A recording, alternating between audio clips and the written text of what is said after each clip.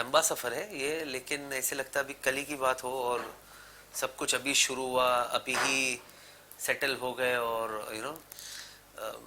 I started my career when मेरे schools SSC का SSC में था, 10th में था यहाँ पर।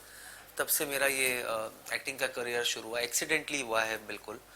एंड ईगल फिल्म्स के कुछ एसोसिएट डायरेक्टर थे वालिया जी, वो मुझे बैंड्रा में सी रॉक के पास स्पॉट करे। हम लोग ऐसे साइकिल वाइकिल चलाते थे बच्चे सारे बैंड्रा में, और सी रॉक होटल में जाके फ्रेश होते थे। ऐसे था जैसे कि सिर्फ सी रॉक हमारे लिए बना हुआ है बिल्कुल।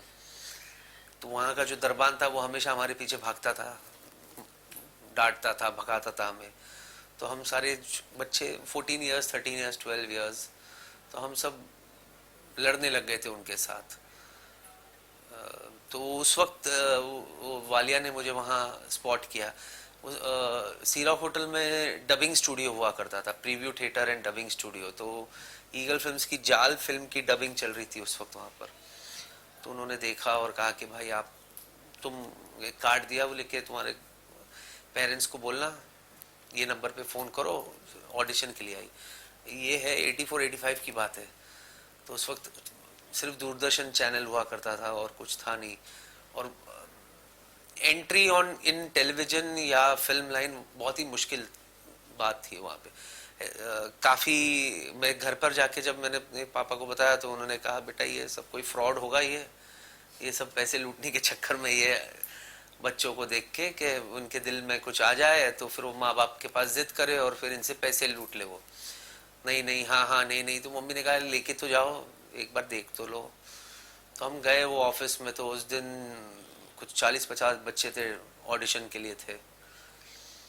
मैंने भी मस्ती मस्ती में जो मुझे दिया बोलने के लिए मैंने बोल दिया, बोल के आया। तो फिर 10-15 दिन के बाद आया कि आप सेलेक्टेड हो गए। एंड वो था मेरा पहला सीरियल 1 2 3 4 जो दूरदर्शन पे दिखाते थे, 84 85 ऐसे दोनों में से कोई है। वहाँ से जो शुरू हुआ है, तो God has been very kind. करते करते करते, हाँ, करियर का ऐसा नहीं था मेरा ये कि मुझे करियर फिल्म लाइन में बनाना है। मेरा ज़्यादा झुकाव केटरिंग के तरफ था। मैंने अपनी पढ़ाई भी वैसे की थी, लेकिन somehow catering is not that rewarding. I felt, मुझे ऐसे लगा कि यहाँ बॉम्बे में या इंडिया में इतना रिवॉर्डिंग नहीं है, उसके लिए आपको अब्रॉड जाना पड़े। और मेरी केटरिंग ख़त्म होते के साथ ही मुझे टेक्सास में रिग में करीबन कुछ 5 साल का एक साथ कॉन्ट्रैक्ट, ऐसे very good money and everything, मेरे इंस्टीट्यूट की तरफ से ही फाइनल हुआ था कि बोले इज़ द बेस्ट स्टूडेंट, ये वो करके। पर घर वाले एकदम हो गए, बोले कि 5 साल के लिए तुम यहाँ से गायब, और फैमिली में कोई है नहीं, मतलब मैं ही एक बच्चा था। तो ऐसे वाकई यहीं रहे, यहाँ जो करना है वो कर, कोई टेंशन नहीं। तो फिर slowly slowly I started working again. जो पुराने मेरे सर्कल थे, I been fortunate, I been repeated always by the production houses with whom I worked, और जो चैनल के साथ काम किया है वहाँ पे। तो फिर वापस करते करते करते फिर कहानी घर घर की एक सीरियल थी, जो मेरा आई थिंक फर्स्ट ड्रामा था। वो ऐसा ड्रामा इन द सेंस यानी सीरियस कैरेक्टर था उसमें। It was, I was not there in the serial as a comedian. वो करियर को मेरा काफ़ी, बोलते ना, एक चेंज कर दिया वो प्रोजेक्ट ने।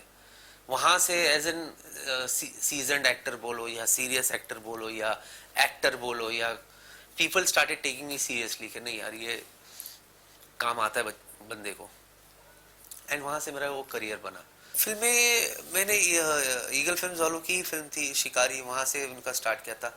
नसीर भाई का बचपने का रोल था शिकारी में, मैंने वो किया। फिर ऐसी काफ़ी फिल्म हुए सर, मुझे अभी तो फ्रैंकली विद ड्यू रिस्पेक्ट नाम भी याद नहीं है।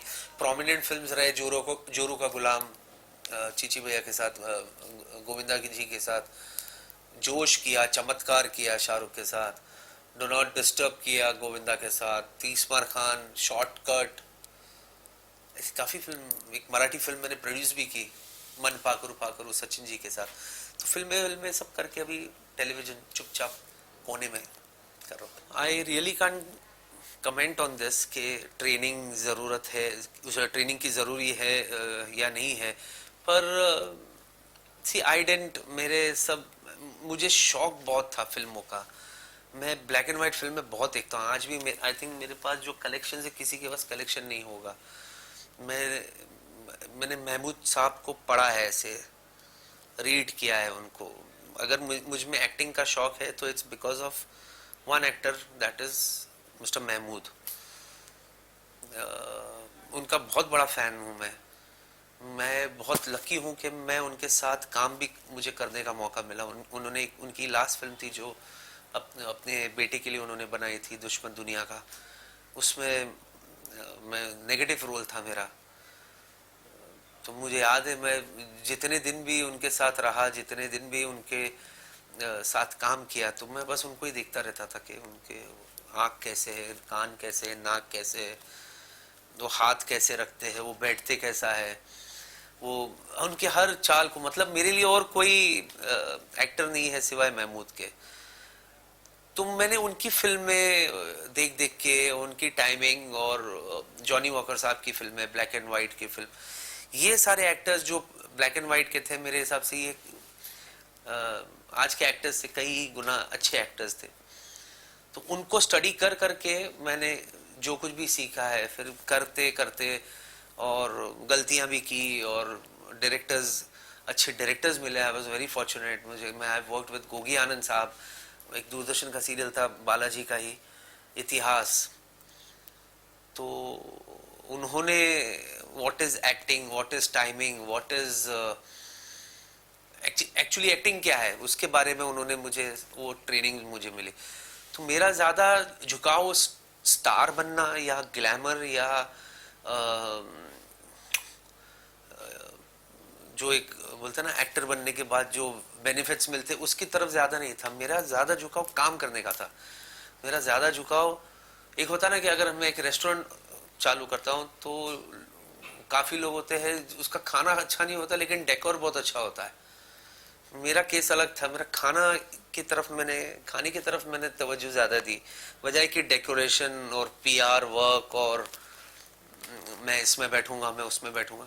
तो मुझे काम, आज भी मैं उतना ही भूखा हूँ जितना मैं पहले दिन था रोल के लिए, कि ये रोल करते हैं या वो रोल करते हैं। लेकिन आप हैंडीकैप हो जाते हैं, बिकॉज ये मेरा विजन है, इट्स प्रोजेक्ट का विजन नहीं है, चैनल का विजन नहीं है। जो एक प्रोजेक्ट बनता है, जब एक होता है ना कि एक सीरियल के अंदर, अरे मैं ये करूँ, नहीं ये वो कैरेक्टर वो नहीं कर सकता है, अब मेरे उसके चक्कर में कैरेक्टर नहीं बनेगा। तो हम कहीं ना कहीं ऐसे लिमिटेड हो जाते, सारे एक्टर्स होते हैं। पर डेफिनेटली जो भी आप ट्रेनिंग लोगे तो वो एक एड ऑन ही होगा। आप अच्छे डांसर बन सकते हो, मतलब एक डांस के लिए है, फिर डिक्शन है, प्रोनाउंसिएशन है, टाइमिंग है। ऐसा तो नहीं है कि क्लासेस का फायदा नहीं होता है, पर उतना ही शौक आप में भी होना चाहिए। उतना ही एक स्लैंग लैंग्वेज में जो हम कहते हैं ना, वो कीड़ा होना चाहिए वो आपको, कि मुझे ये करना है। तो ही ये सब आपको हेल्प करेगा, एनहांस करेगा, नहीं तो इसका कोई फायदा नहीं। तो मैं सबसे पहले एनडीटीवी इमेजिन पर एक शो था, शावा शावा। ये सिंगिंग शो था जिसमें करण जौहर जी और सिमी गरेवाल जी जज थे। और मुझे प्रोडक्शन हाउस से फोन आया, कॉन्टिलोर से, कि we want you to be a contestant. तो मैंने कहा ओके, क्या शो है आपका? तो बोले सिंगिंग है।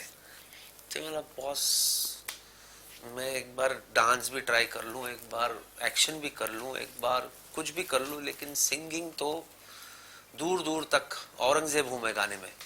मेरा कोई लेना देना नहीं है गाने से। मतलब बैंड बजा देता हूँ सुरताल की, नॉट डैट के सुरताल नहीं है, लेकिन एक उसके तरफ मैंने कभी एक प्रयास नहीं किया, और ना ही I am a bad singer frankly. तो उन्होंने मुझसे बोला कि नहीं नहीं, आप ऑडिशन तो दो। तो मैंने ऑडिशन दिया। अब ऑडिशन इतना गंदा ऑडिशन था मेरा, पर फनी था। उसमें बहुत सारी ऐसे, मैं खुद कहीं अटक जाता था, फिर वहां से ओ तेरी ओ ये वो करके गाली वाली दे के मैं आगे निकल जाता था। फिर उनका 4 दिन के बाद फोन आया, Ali what have you thought about? अरे मतलब मैं सिंगर नहीं हूँ। नहीं, बोलते we want you as an host. बोले यू आर अ, मतलब we enjoyed whatever you did, just do that as an host. तो शाबा शाबा was my first project as an anchor host. उसके लिए मुझे इंडियन टेली अवार्ड भी मिला था best उसके लिए, और वहाँ से ये शुरू हो गया एक्सीडेंटली. मैं कहता हूँ ना, मेरी लाइफ में प्लानिंग काम नहीं करती है बिल्कुल. मैं जो भी है, ये करते करते ये हो गया, वो करते करते ये हो गया, ऐसे हुआ. तो वहाँ से मैं होस्ट बना. फिर मैंने Amul voice of India, mummy के सुपरस्टार्स, और काफ़ी काफ़ी कुछ एज एन होस्ट भी शोज किए. डांसिंग भी मस्ती है. See, I love to entertain. It's not that कि मैं सुपर डांसर हूँ या ब्रिलियंट ये है या वो है. I am an entertainer. I try to entertain through the song. I am okay. I'm not a brilliant dancer. I'm an average dancer.